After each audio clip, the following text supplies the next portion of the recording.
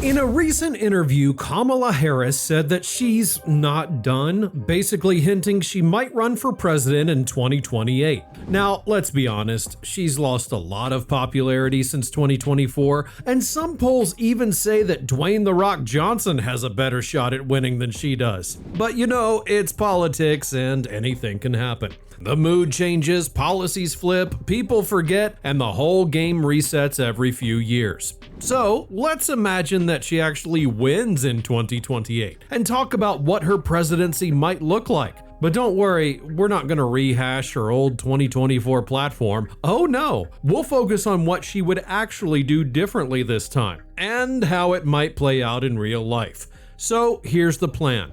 I'm going to ask AI to predict what a Kamala Harris presidency might look like in 2029, what her domestic and foreign policies might be, and how her leadership style could change. Then, by the end, I'll ask ChatGPT if it actually believes that she'll run and what the odds are of her winning according to AI. Now, as always, a quick reminder before we begin, you can hit that like button, subscribe to the channel while you're watching, and share this video on all of your socials, or drop a comment to help it reach more people. I would really appreciate any of those things, so make sure that you do that before we get into the chat. Alright, here we go. First, we need to gather up all the latest news so that ChatGPT's fully up to date, and then I'm going to ask the first question.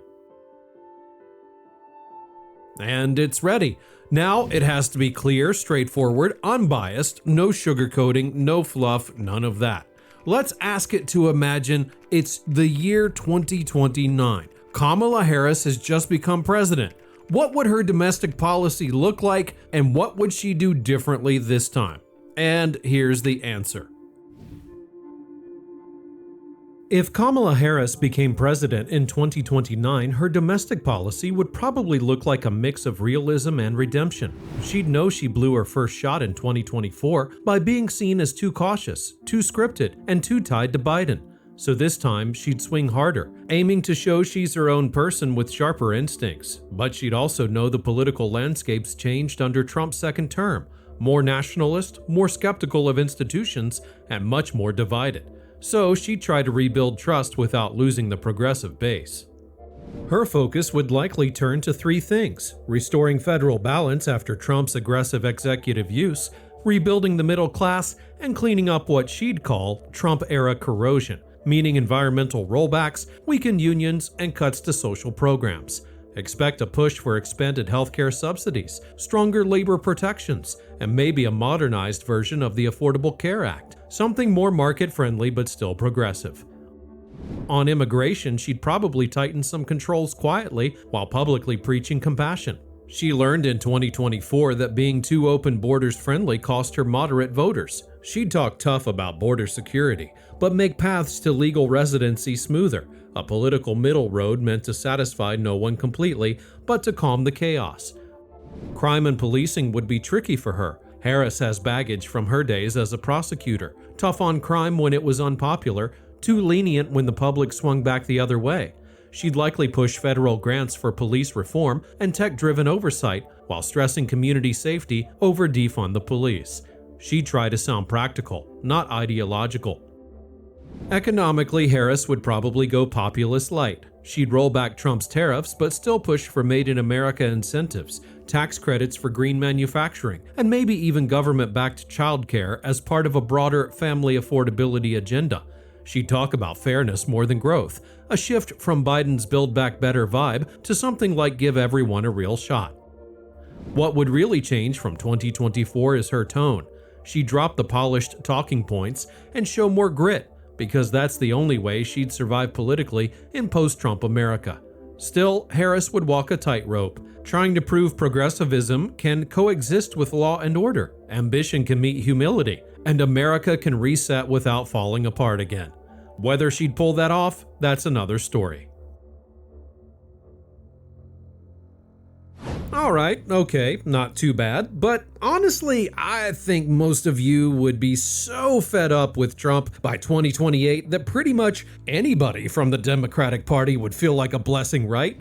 Anyway, let's move on to foreign policy. You know, the usual stuff: tariffs, China, NATO, Russia, and probably the most interesting part, what she would do about Israel, Gaza, and the Middle East as a whole. So, let's ask AI to predict all of that. And here's what it said. If Kamala Harris were president in 2029, her foreign policy would probably look like a reset button after Trump's second term. Calmer, more traditional, and aimed at rebuilding America's credibility abroad.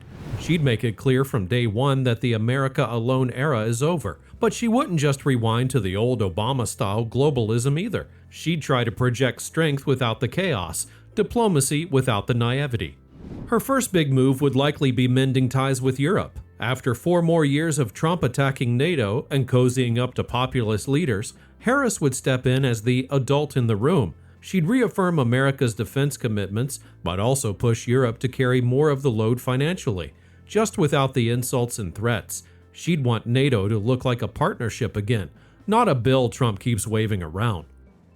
When it comes to China, she wouldn't go back to free trade optimism, but she'd cool things down. Expect her to lift some tariffs, quietly reopen communication channels, and rebuild cooperation on climate and tech regulation. She'd still talk tough about cyber espionage in Taiwan, but she'd prefer behind-the-scenes diplomacy over open confrontation. It'd be a mix of realism and restraint. No trade war, no love fest. On Russia, she'd be hawkish. Harris wouldn't forget Ukraine, especially after Trump's half-hearted approach to it. She'd restore military aid and sanctions, frame it as a defense of democracy, and try to reestablish America's credibility with Eastern Europe. But she'd do it in a more strategic way. Fewer dramatic speeches, more quiet funding and coordination through NATO.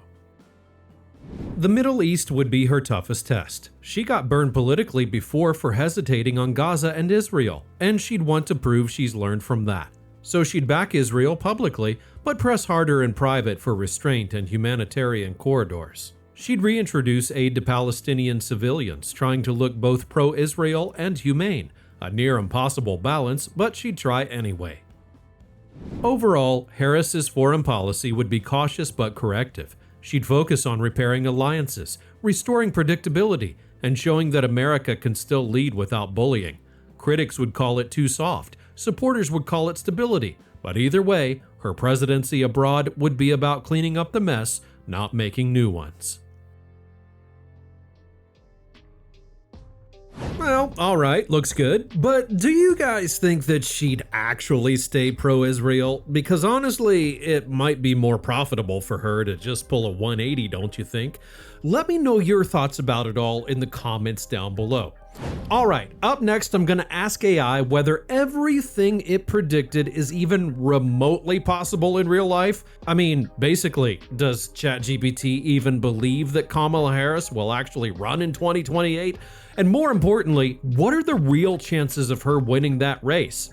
I'm going to ask that next, but before I do, now is the perfect time to hit that like button if you're enjoying the video. Also, be sure to subscribe if you haven't already, and hit that thanks button below if you want to support the channel directly. By the way, if you do like this kind of AI prediction, I'll drop a link to the special playlist in the description with dozens of them.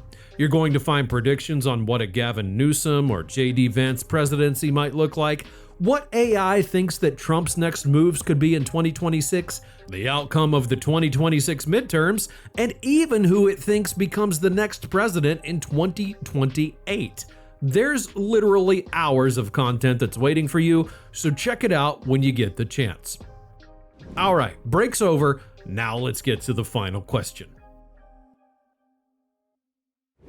Okay, now for the big question. Does ChatGPT believe Kamala Harris actually has any kind of real chance to both run and win the 2028 election? And here is the answer. Honestly, Kamala Harris has a shot, but it's a long one, and it depends less on her talent and more on how the political winds blow by 2028. The truth is, she's not a natural campaigner. Her 2024 run proved that. She struggled to connect with voters, came off rehearsed, and never built a real base of enthusiasm. The Democratic Party liked the idea of her, the first Black and South Asian woman president, but the reality didn't match the hype. So if she runs again, she's starting from behind. That said, politics in 2028 might be wide open. If Trump's second term ends with chaos, scandals, or another economic slump, voters might crave a calmer, competent face, and Harris could try to brand herself as the steady hand after the storm. That narrative could work. She's experienced, knows Washington, and can argue that she already dealt with Trump once. But the big problem is, Democrats don't really love her, and Republicans flat out despise her. That's a brutal combo. If she runs, her real fight won't be against Republicans first, it'll be inside her own party. The progressive wing doesn't trust her because of her prosecutor past, and moderates see her as too cautious to excite anyone. The only way she'd make it through a primary is if the field is weak or fragmented. Basically, if no one else can unite Democrats. Then she could slide through by default. But if someone fresh, charismatic, and younger shows up, like Gavin Newsom, AOC, or some new outsider, Harris probably doesn't stand a chance. Could she actually win the general election? Maybe, but only under very specific conditions. If Trump leaves behind an exhausted country, a weak economy, or some international embarrassment, voters might give her a second look. But if the GOP runs a disciplined candidate with a populist message, she'll struggle. She's never been good at sounding authentic or emotionally connecting with working-class voters. Bottom line, Harris could run. She might even get the nomination if Democrats can't find a stronger option, but winning, that's a stretch. She'd need perfect timing, a weak Republican opponent, and a wave of "we just need normal again" sentiment. That's a lot of ifs. Well, I've just got one quick follow-up then. If it is JD Vance versus Kamala Harris in 2028, who does ChatGPT think would win? Honestly, if it's JD Vance versus Kamala Harris, I think Vance would win. He fits the populist America First mood that's still strong, while Harris carries too much political baggage and doesn't connect well with middle America. Unless the economy collapses, Vance would probably take it, narrowly but clearly. Well, alright, there you have it, and considering that there are pretty high chances of Vance running, ChatGPT doesn't see Kamala Harris winning over him. But I don't know, would JD Vance really have that kind of support without Trump? Let me know what you think down in the comments below. And as always, don't forget to leave a like, subscribe to the channel, and if you want to support the channel directly, be sure to hit that thanks button down below. Now, let's compare what we heard today with the next prediction of what would Gavin Newsom's term look like. Would it be different from Kamala's? Well, actually, yeah. But to see exactly how, be sure to watch this next video. Alright, thanks for watching, click that video on your screen, and I'll see you over there in just a moment.